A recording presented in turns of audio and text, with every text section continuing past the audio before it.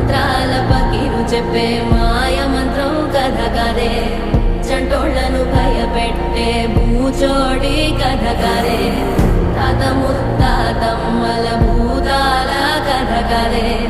విక్రమాదిత్యుడు చెప్పిన వేదాళుడి కథ కదే దీపము నుండి దెయ్యం వచ్చే అల్లావుద్దీన్ కథ కాదే ఇది ముడత చర్మం ముసలి చెప్పే కథ